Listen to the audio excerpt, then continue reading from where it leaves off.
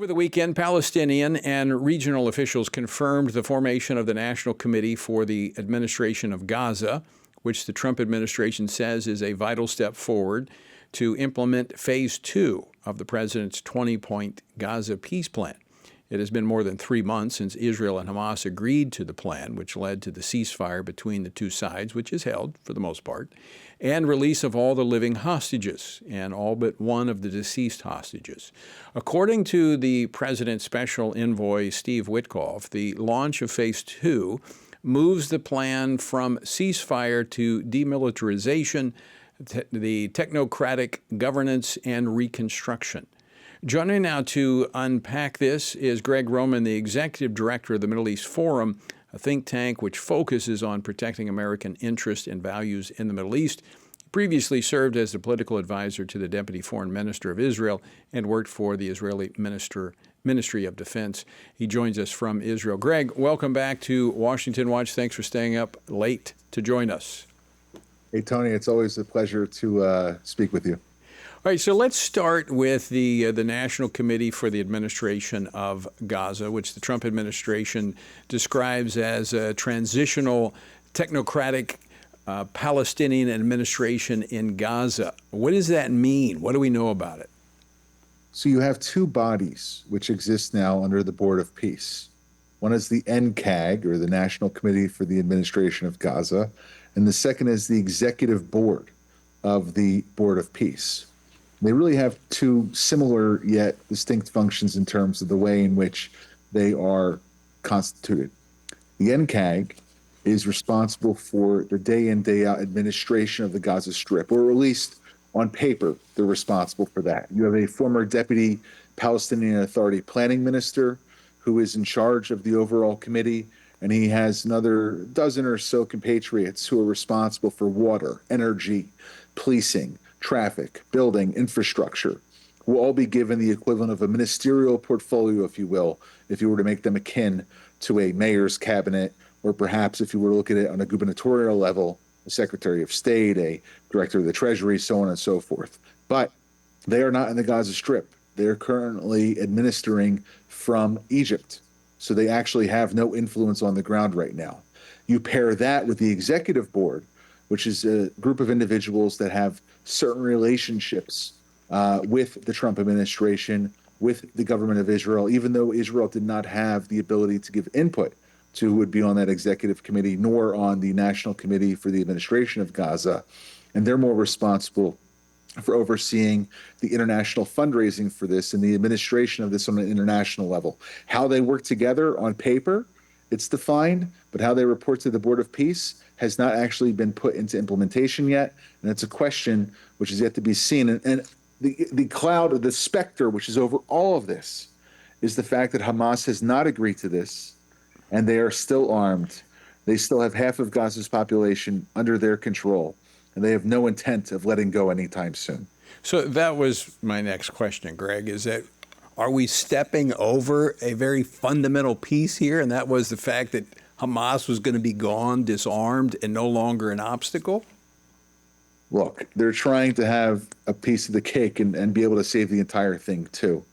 I mean, Hamas, in terms of its interlocutors in Turkey and Qatar, the two state sponsors of the terror organization, now have de facto representation on the Board of Peace by having seen the government of Turkey and its foreign minister, Hakan Fidan, and the henchmen associated with Sheikh Tamim, Ali Al-Thawadi, who reports directly to Sheikh Tamim, the ruler of Qatar, his brother, Mohammed bin Hamad, have their two supplicants on board. And they're effectively going to be acting as Hamas's shield in this process. They are both assigned one vote, but at the end of the day, it's the president who's going to make the decisions on this. And I think the president has been very clear. And Steve Witkoff, his envoy, has also been clear, and he made such an announcement just 2 days ago with the announcement of this Board of Peace. Hamas must completely disarm.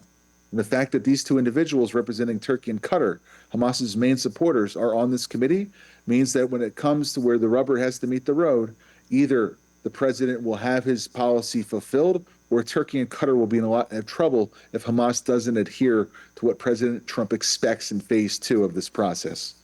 Gregg, you're there in Israel. How Is the Israeli government, primarily the prime minister, responding to this invitation or this provision that would allow Qatar and Turkey to be a part of this process in Gaza? So there was a deal of surprise that came from the Israeli government on Saturday evening when this was announced, with the prime minister issuing a terse tweet saying the policy of the government of Israel is not to accept the current constitution of the Board of Peace Executive Committee. And he tasked Foreign Minister Gideon Sa'ar to deal with this directly in conversation with Secretary of State Marco Rubio.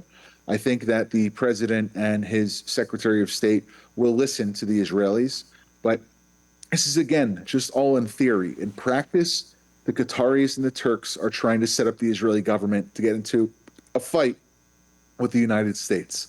But I think the biggest impediment to this is not the Israeli government. It'll be the Hamas terror organization, which will not allow this Board of Peace to actually execute any planned provision for rebuilding the Gaza Strip if they are, for all intensive purposes, trying to stay in power in Gaza. I want to ask you to kind of unpack for us. Many people may know the answer to this, but it's good to fill in the blanks for folks. Why the prime minister and the Israeli government would be so opposed to having Erdogan, the president of Turkey, involved in what's happening in Gaza? I mean, kind of unpack for us public statements that he has made regarding Israel, regarding the Jewish people, and his intentions as the leader of Turkey. Well, it's not just something he said in the last week, in the last year, since October 7th. There is a 24-year history of Recep Tayyip Erdogan, the president of Turkey, his anti-Semitism, his anti-Zionism, frankly, his anti-Christian positions that he's taken, and his anti-American attitude, starting all the way back in March of 2003, when he refused to support the U.S. invasion of Iraq, moving all the way to 2009, when he called the president of Israel and Israelis baby killers, moving to hosting the Hamas organization in Istanbul and Ankara, and even going so far as to allege that Israel was engaged in genocide against the Palestinian people. This was all the while he was massacring Kurds, while he was destroying Christian heritage sites, while he was waging a silent war against Armenia, and he was supporting jihadi groups in Syria, which killed Christians and threatened Israel. With one hand, he speaks President Trump as a friend, and on the other hand, he's trying to rebuild a Muslim caliphate to replace the vacuum that the defeat of Iran after the 12-day war took place. And he sees himself as being the heir to the Ottoman Empire. He is not to be tested insofar as it relates to him having been challenged, and Israel is the only impediment to Erdogan's full conquest of Sunni Islamism throughout the rest of the Middle East. The prime minister and his you said he went to he made a terse statement, very clear this was not acceptable. But he has a coalition, a parliament, and he has a governing coalition that he's put together, and he has people on his right. I mean, people see him as pretty strong, but he's got people on his right that are saying, we're not about to trade Hamas in what we went through on October 7th and walk away from that and allow Qatar and Turkey to rebuild the same type of launching pad for terrorism. Right, and that's not just the position of parties to his right. It's the party of Benjamin Netanyahu and the Likud party's position, and also parties to his left, Yisrael Beitenu, which is a secular right-wing party that's not part of the government. Yesh Atid, and its opposition leader. Even the Democrats, who was the successor to Israel's Labor Party, have all said that the current composition of this executive board with Qatar and Turkey's participation is unacceptable to the Israeli Knesset, writ large. Maybe 10 members of Knesset, the Arab parties, would agree to it. But 110, which constitutes over 90% of the Knesset's parliamentary representation, don't accept this proposition. So it's not just a position that the prime minister had representing his own political views or the views of his government, but it's frankly a representation of the Israeli people. But Greg, to your point earlier, you said this is an important discussion, but we're never going to get to this place because Hamas is never going to let go. Correct. And I think, again, it's a test of political theory. And it should be put into the dustbin of history, because even though the President of the United States has good intentions, even though he's trying to rely on erstwhile U.S. frenemies to support this, at the end of the day, it's going to be Turkey and Qatar stabbing him in the front because they will continue to support Hamas, which is directly anathema to U.S. policy and U.S. law. So what is the way forward?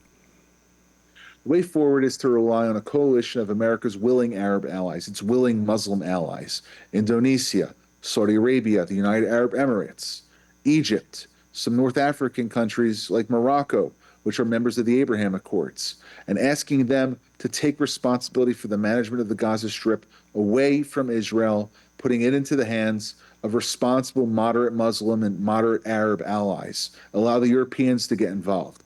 Anything that keeps the Qataris, the Turks, and frankly, any Islamist actors out to guarantee Hamas's disarmament. Otherwise, the choice will be 5 Israeli reserve divisions, which will finish the occupation and invasion of the Gaza Strip to root out Hamas, stem and root.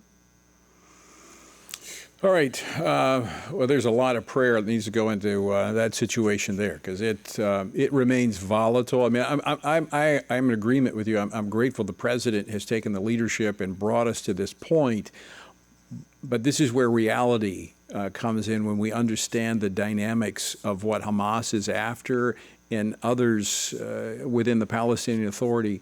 They don't want peace. They've had years to arrive at peace with the Israeli people. They don't want it. All right, we just have a few minutes left, Greg. I want to get to Iran. What do you see happening? What's the latest in Iran? How do you see this playing out? Well, I would ask that your viewers and listeners pay attention to an article that came out in yesterday's London Sunday Times. 26,500 dead, 400,000 injured, hundreds of thousands in Iranian state custody and prison, and yet they continue to march. They continue to protest.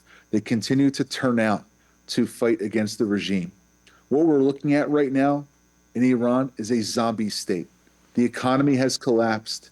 The ability to provide electricity, water, basic sustenance is over. The economy has actually moved to a bartering system where they can no longer respect the currency or rely on the currency which is being used. And in fact, you're starting to see defections coming from the regime. I think that's what's happening is President Trump is concentrating American forces in the region to provide a credible threat to carry out on his words that he's with the Iranian people. And if the Ayatollah doesn't go, he'll help push him along. What's the tipping point? Frankly, I think you have to have at least 2 aircraft carriers in the region.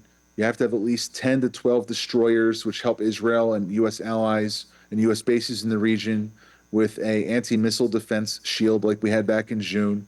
I think you need to have special operators who are on the ground ready to extricate any American pilots that may be shot down. And frankly, this is not being done without risk to the United States, and I think that's very important to pay attention to.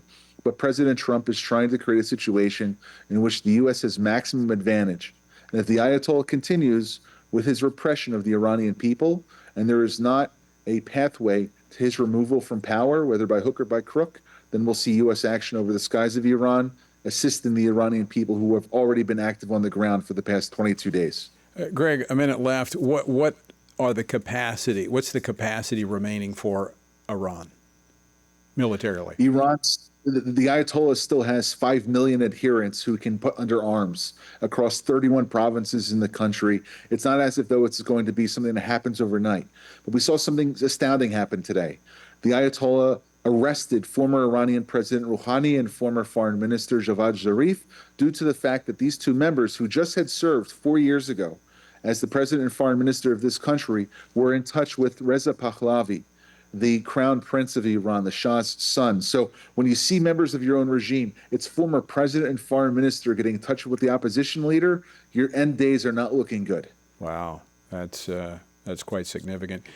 Gregg Roman, again, I want to thank you for staying up late and joining us there live from Israel. Always great to see you and always appreciate your insight. Thank you very much. Hope you have a great evening.